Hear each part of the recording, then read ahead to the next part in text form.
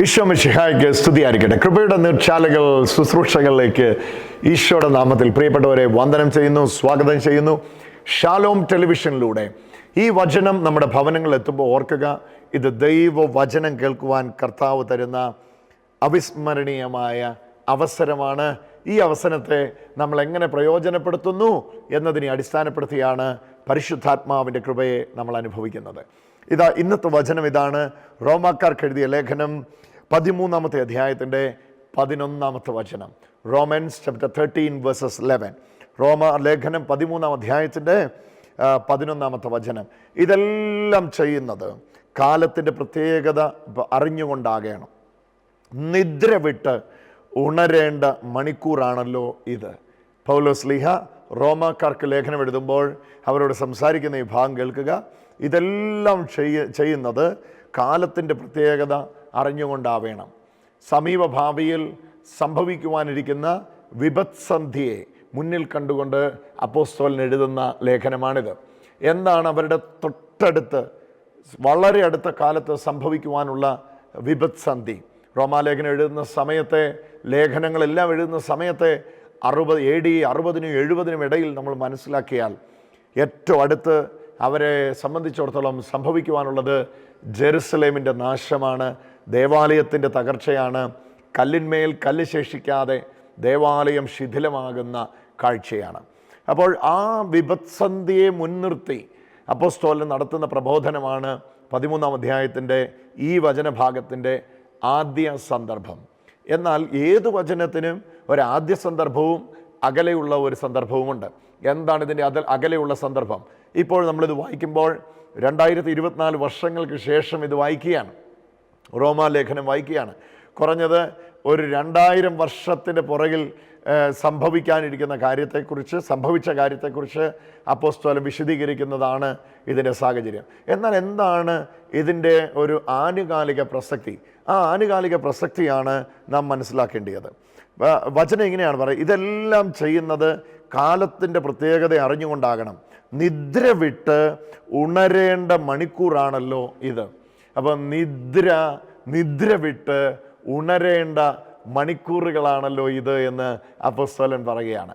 നിദ്ര വിടുക, നിദ്ര വിട്ട് ഉണരേണ്ടിയ സമയമാണിത്.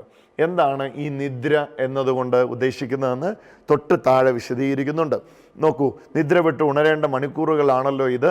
എന്തെന്നാൽ ഇപ്പോൾ രക്ഷ നമ്മൾ ആരും പ്രതീക്ഷിക്കുന്നതിനേക്കാൾ കൂടുതൽ അടുത്തു വന്നിരിക്കുന്നു. ആരും പ്രതീക്ഷിക്കുന്നതിനേക്കാൾ രക്ഷ ഇപ്പോൾ കൂടുതൽ അടുത്തു വന്നിരിക്കുന്നു. ഇനിയാണ് 12-ാമത്തെ വചനം നമ്മൾ കേൾക്കുന്നത്. രാത്രി കഴിയാറായി, പകൽ സമീപിച്ചിരിക്കുന്നു.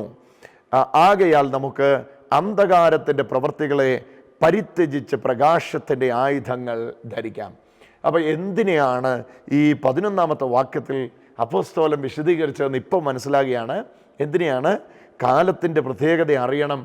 നിദ്ര വിട്ട് ഉണരേണ്ട മണിക്കൂറുകളിലാണല്ലോ നാം വന്നിരിക്കുന്നത്. നാം പ്രതീക്ഷിച്ചതിനേക്കാൾ രക്ഷ നമ്മുടെ സമീപത്ത് വന്നിരിക്കുന്നു, രക്ഷ നമ്മുടെ അടുക്കലെത്തിയിരിക്കുന്നു. ഈ പ്രയോഗങ്ങളിൽ കൊണ്ടെല്ലാം അപ്പോസ്തലൻ പറയാൻ ആഗ്രഹിക്കുന്ന ഏറ്റവും വലിയ ചിന്ത, ക്രിസ്തുവിൽ ഞാനും നിങ്ങളും ജീവിതം ആരംഭിക്കേണ്ടിയ സമയമായിരിക്കുന്നു. ഇനി ഒരു നിമിഷം പോലും വൈകിക്കൂടാ. ക്രിസ്തുവിലുള്ള ജീവിതത്തെയും ലോകത്തിലുള്ള ജീവിതത്തെയും രണ്ടായി തരം തിരിച്ച് വിശദീകരിക്കുന്ന നമുക്ക് കാണാം. ക്രിസ്തുവിലുള്ള ജീവിതത്തെ പകലിൻ്റെ ജീവിതമെന്നും സാത്താൻ്റെ പ്രവൃത്തികളെ അനുസരിച്ചുള്ള ജീവിതത്തെ രാത്രിയിലുള്ള ജീവിതമെന്നും വിശദീകരിക്കുന്നതായി ഈ വചനത്തിൽ നമുക്ക് മനസ്സിലാകും. നോക്കൂ, 12-ാമത്തെ വചനം. രാത്രി കഴിയാറായി, പകൽ സമീപിച്ചിരിക്കുന്നു. ആകയാൽ നമുക്ക് രാത്രിയുടെ പ്രവൃത്തികൾ പരിത്യജിച്ച് പ്രകാശത്തിൻ്റെ ആയുധങ്ങൾ ധരിക്കാം. അപ്പം രാത്രിയുടെ പ്രവൃത്തികൾ, പ്രകാശത്തിൻ്റെ പ്രവൃത്തികൾ, രാത്രിയുടെ ദിനചര്യകൾ, പ്രകാശത്തിൻ്റെ ആയുധങ്ങൾ, ഇത് രണ്ടും വിശദീകരിക്കുകയാണ്. എന്താണ് ഈ രാത്രിയുടെ ആയുധങ്ങൾ? കള്ളൻ കക്കുന്നത് ഇരുട്ടിനെ മറപിടിച്ചാണ്. ഏത് പ്രവൃത്തിയും, ഏത് ദുഷ്പ്രവൃത്തിയും നടക്കുന്നത് ഇരുട്ടിനെ മറപിടിച്ചാണ്. ഇരുട്ടാകുവാനായി എല്ലാവരും കാത്തിരിക്കുകയാണ്. മദ്യപിക്കുന്നവർ രാത്രിയിൽ വചനത്തിൽ പറയാൻ മദ്യപിക്കുന്നവൾ രാത്രിയിൽ മദ്യപിക്കുന്നു. ഭോഗാലസ്യങ്ങളിൽ കൊണ്ടാടുന്നവർ ഇതാ രാത്രിയിൽ കൊണ്ടാടുന്നു. വ്യഭിചരിക്കുന്നവർ രാത്രിയെ കാത്തിരിക്കുന്നു. മോഷ്ടിക്കുന്നവൻ രാത്രിയെ, കാരണം ഇരുട്ടാണ് ദുഷ്പ്രവൃത്തികൾക്ക് പറ്റിയ സമയം. കൊലപാതകങ്ങൾ ഇരുട്ടിനെ മറപിടിച്ചാണ് ഏറ്റവും കൂടുതൽ നടന്നിട്ടുള്ളത്. പകൽ വെളിച്ചമാണ്, എല്ലാവർക്കും എല്ലാം കാണാൻ കഴിയുന്ന ഇടമാണ്. അതുകൊണ്ട് തന്നെ പകലിൽ ഇരുട്ടിൻ്റെ പ്രവൃത്തികൾ ചെയ്യുക ബുദ്ധിമുട്ടാണ്. എന്താണ് രാത്രിയിൽ സംഭവിക്കുന്നത്? രാത്രിയിലാണ് കൊലപാതകങ്ങൾ. എന്താണ് രാത്രിയിൽ സംഭവിക്കുന്നത്? രാത്രിയിലാണ് മോഷണങ്ങൾ നടക്കുന്നത്. രാത്രിയിലാണ് കള്ളൻ പ്രവർത്തനം ആരംഭിക്കുക. അവൻ പകൽ മുഴുവൻ കിടന്നുറങ്ങുകയാണ്.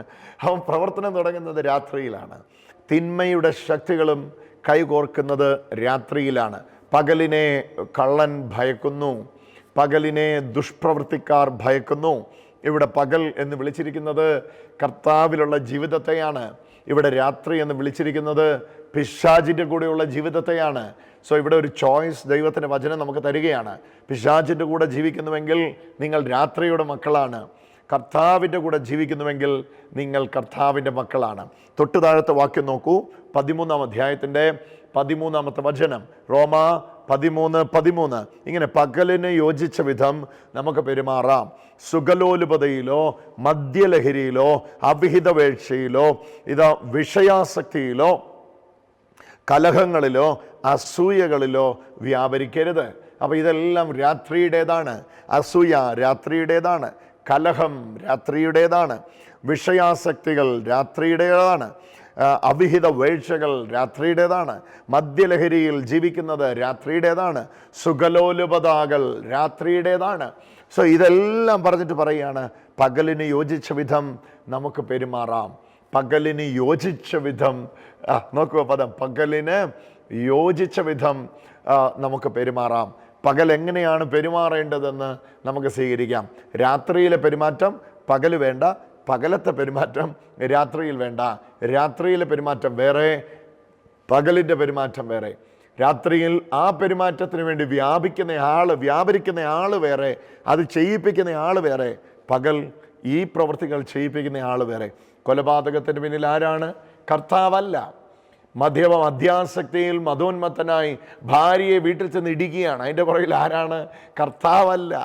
അസൂയയുടെ പിന്നിൽ ആരല്ല? കർത്താവല്ല. നോക്കൂ, ഇവിടെ കാമാസക്തിയുടെ പുറകിൽ ആരല്ല? കർത്താവല്ല. അപ്പോൾ എന്താ നമ്മളിവിടെ മനസ്സിലാക്കുന്നത്? ഇരുട്ടിൻ്റെ പ്രവൃത്തികളുടെ പുറകിൽ കർത്താവല്ല, കർത്താവില്ല. എന്നാൽ ആരുണ്ട്? കർത്താവുണ്ട്. എവിടെ? വെളിച്ചത്തിൻ്റെ പ്രവൃത്തികളിൽ. വെളിച്ചത്തിൻ്റെ പ്രവൃത്തികൾ എന്താണ്? പ്രത്യുത യേശു ക്രിസ്തുവിനെ ധരിക്കുവേൻ. 14-ാമത്തെ വചനം, റോമാ 13:14. പ്രത്യുത കർത്താവായ യേശു ക്രിസ്തുവിനെ ധരിക്കുവേൻ. ദുർമോഹങ്ങളിലേക്ക് നയിക്കത്തക്ക വിധം ശരീരത്തെപ്പറ്റി ചിന്തിക്കാതിരിക്കുവേൻ. ദുർമോഹങ്ങളിൽ നയിക്കത്തക്ക വിധം ശരീരത്തെപ്പറ്റി ചിന്തിക്കാതിരിക്കുവീൻ. അപ്പോൾ ഇവിടെ രണ്ട് കാര്യം: ഒന്ന്, ശരീരത്തെപ്പറ്റി ചിന്തിക്കുക; രണ്ട്, ശരീരത്തെപ്പറ്റി ചിന്തിക്കാതിരിക്കുക. ശരീരത്തെപ്പറ്റി ചിന്തിക്കട്ടെ.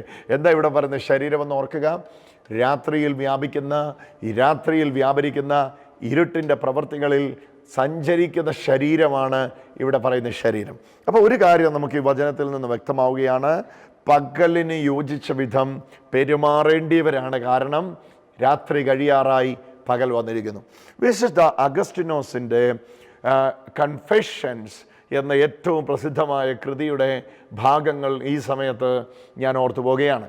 നമുക്കറിയാം, പാപത്തിൻ്റെ പടുകുഴിയിൽ നിന്ന് വിശുദ്ധൻ്റെ പറുദീസയിലേക്ക് ഉയർത്തപ്പെട്ട വിശുദ്ധ അഗസ്റ്റിനോസ്, ഹിപ്പോയിലെ വിശുദ്ധ അഗസ്റ്റിനോസ്, മോണിക്ക പുണ്യവതിയുടെ മകനായ വിശുദ്ധ അഗസ്റ്റിനോസ്, മിലൻ്റെ തെരുവുകളിൽ പാപത്തിൽ ആറാടി ജീവിച്ചു കൊണ്ടിരുന്ന കൗമാരത്തെയും തൻ്റെ ബാല്യത്തെയും യൗവനത്തെയും ഇതാ ചകഞ്ഞു മാറ്റി തന്നിലേക്ക് വിശുദ്ധിയുടെ പകലിൻ്റെ കർത്താവിൻ്റെ പ്രവൃത്തിയുടെ ജീവിതം വരുന്നതിന് മുമ്പ് ഏറ്റവും കൂടുതൽ തന്നെ സ്വാധീനിച്ച വചനമാണ് റോമാലേഖനം 13-ാം അധ്യായത്തിൻ്റെ 12-ാമത്തെ വചനം.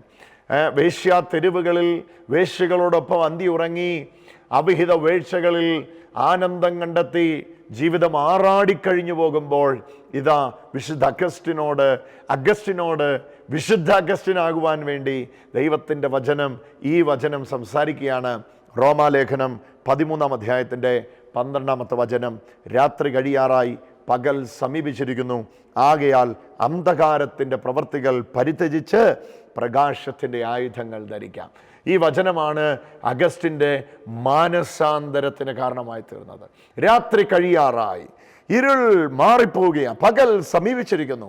നമുക്ക് അന്ധകാരത്തിൻ്റെ പ്രവൃത്തികൾ പരിത്യജിച്ച് പ്രകാശത്തിൻ്റെ ആയുധങ്ങൾ ധരിക്കാം. നിങ്ങളും ഞാനുമെല്ലാം വിശുദ്ധ അഗസ്റ്റിനോസ് ജീവിച്ച ജീവിത ശൈലികളിലാണ്. ഒരുപക്ഷെ നിങ്ങൾ പറഞ്ഞേക്കാം, ഞാൻ വേശ്യകളുടെ തെരുവിലോ ഞാൻ പുരുഷ വേശ്യകളുടെ അടുക്കലോ ഒന്നും പോകാറുള്ള വ്യക്തിയല്ല. പക്ഷെങ്കിൽ ഓർക്കൂ, നമ്മിലെ അന്ധകാരത്തിൻ്റെ ഒരുപാട് ക്രിയകൾ നമ്മുടെ മനസ്സിനെയും ചിന്തയെയും സ്വാധീനിക്കുന്നുണ്ട്. ആ സ്വാധീനിക്കുന്ന മേഖലയിലേക്കാണ് പകലിൻ്റെ അഭിഷേകം പരിശുദ്ധാത്മാവ് പകരുവാൻ ആഗ്രഹിക്കുന്നത്. എങ്ങനെയാണ് കർത്താവ് പകലിൻ്റെ അഭിഷേകത്തെ പകരുവാൻ ആഗ്രഹിക്കുന്നത്? അതാണ് നമ്മൾ ഈ വാക്യത്തിൽ കാണുന്നത്. അന്ധകാരത്തിൻ്റെ പ്രവൃത്തികൾ പരിത്യജിച്ച് പ്രകാശത്തിൻ്റെ ആയുധം നമുക്ക് ധരിക്കാം. പ്രകാശത്തിൻ്റെ ആയുധം ധരിക്കുക എന്ന് പറഞ്ഞാൽ എന്താണ്? അതാണ് പ്രത്യുത കർത്താവായ ക്രിസ്തുവിനെ ധരിക്കുക എന്ന് റോമാ 13:14 പറഞ്ഞിരിക്കുന്നത്. പ്രകാശത്തിൻ്റെ ആയുധം ധരിക്കുക എന്ന് പറഞ്ഞാൽ ക്രിസ്തുവിനെ ധരിക്കുക. ക്രിസ്തുവിനെ ധരിക്കുക എന്ന് പറഞ്ഞാൽ പ്രകാശത്തിൻ്റെ ആയുധങ്ങൾ ധരിക്കാം. ഇരുട്ടിൻ്റെ പ്രവൃത്തികളെ നമുക്ക് എന്ത് ചെയ്യാം? ഇരുട്ടിൻ്റെ പ്രവൃത്തികളെ പരിത്യജിക്കാം. ഇത് ഞാൻ ചെയ്യേണ്ടതാണ്, എന്നോട് ചെയ്യാൻ ദൈവം ആവശ്യപ്പെടുന്നതാണ്, ദൈവം എന്നിൽ ചെയ്യുന്നതാണ്. എന്നാൽ എൻ്റെ സഹകരണം കൂടാതെ ദൈവം ചെയ്യുന്നതല്ല. പരിത്യജിക്കേണ്ടിയത് ഞാനാണ്. എന്താണ് പരിത്യജിക്കുക എന്ന് പറഞ്ഞാൽ? ഉപേക്ഷിക്കുക എന്നാണ് അർത്ഥം. ഉപേക്ഷിക്കേണ്ടിയത് ഞാനാണ്. ഉപേക്ഷിക്കാൻ കൃപ തരുന്നത് കർത്താവാണ്.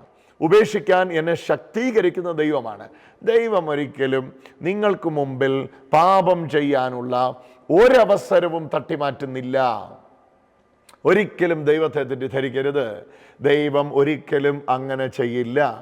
ഏദനിൽ ആദം പഴം പറിക്കാൻ പോയപ്പോൾ വളരെ ഈസിയായി ഹവ്വായുടെ കയ്യിൽ നിന്ന് ആ പഴത്തെ തട്ടിപ്പറിച്ച് കളയുകയോ ഹവ്വായെ ആ ക്രിയയിൽ നിന്ന് മാറ്റുകയോ ദൈവത്തിന് കഴിയുമായിരുന്നു.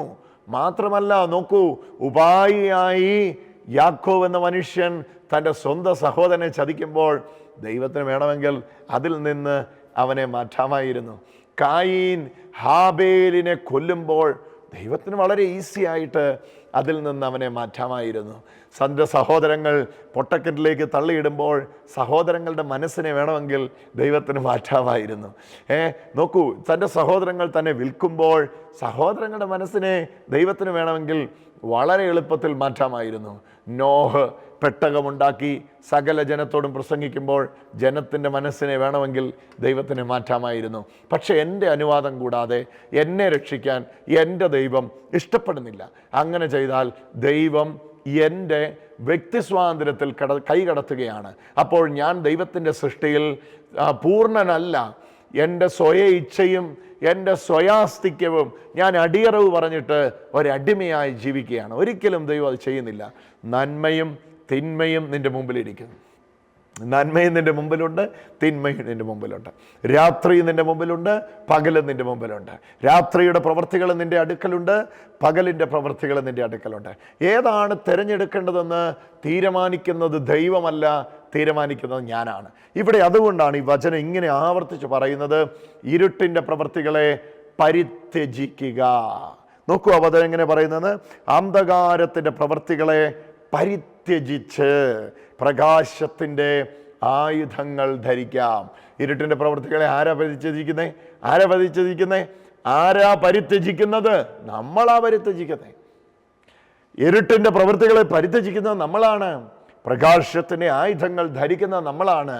അപ്പോൾ എവിടുന്ന് ആ ധരിക്കാൻ നമ്മളെ കർത്താവ് ശക്തീകരിക്കുന്നത്? ദൈവമാണ് ശക്തീകരിക്കുന്നത്. ദൈവത്തിൻ്റെ പരിശുദ്ധാത്മാവാണ് ഇതിലേക്ക് നമ്മെ നടത്തുന്നത്.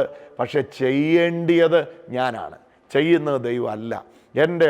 എന്തുകൊണ്ടാണ് ഞാൻ ഹൃദയത്തിൻ്റെ വാതുക്കൽ നിന്നുകൊണ്ട് മുട്ടുന്നു എന്ന് വചനം പറയുന്നത്?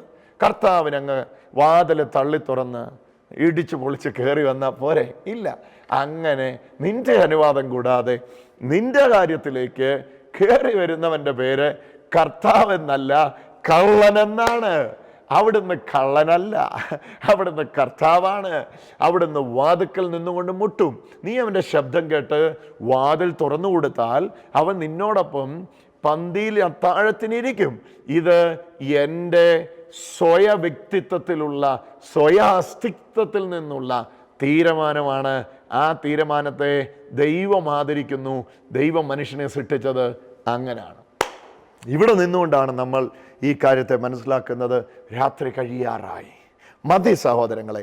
2025 ഏറ്റവും കൂടുതൽ നമ്മെ പരിശുദ്ധാത്മാവ് നിർബന്ധിക്കുവാൻ പോകുന്ന, അല്ലെ നിർബന്ധിച്ചു കൊണ്ടിരിക്കുന്ന ഏറ്റവും പ്രധാനപ്പെട്ട കാര്യം ഇതാണ്.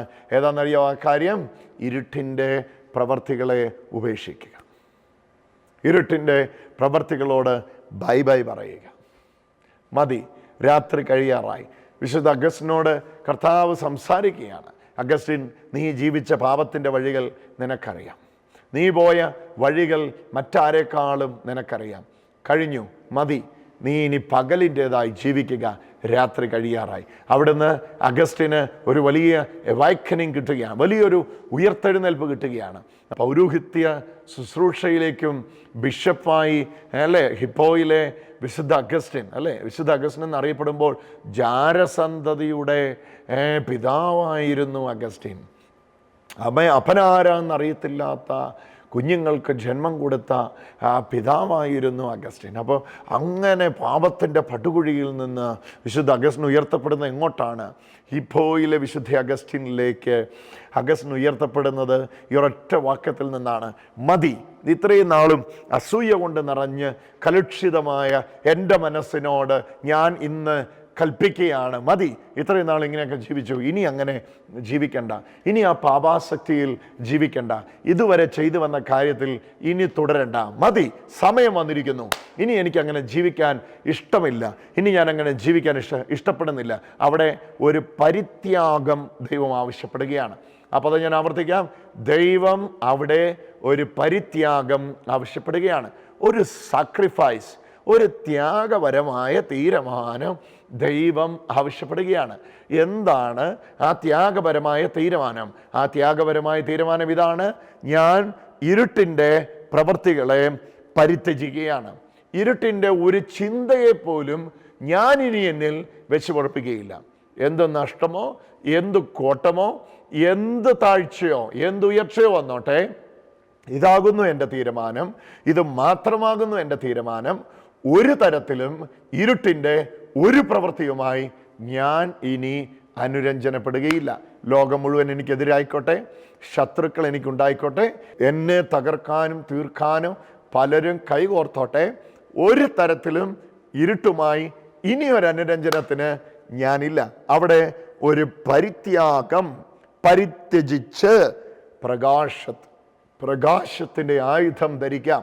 അപ്പോൾ പ്രകാശത്തിൻ്റെ ആയുധം ധരിക്കുന്നതിന് മുമ്പ് ഇരുട്ടിൻ്റെ പ്രവൃത്തികളെ പരിത്യജിക്കണം. ഇരുട്ടിൻ്റെ പ്രവൃത്തികളും പ്രകാശത്തിൻ്റെ ആയുധവും ഒന്നിച്ചു പോകുകയില്ല.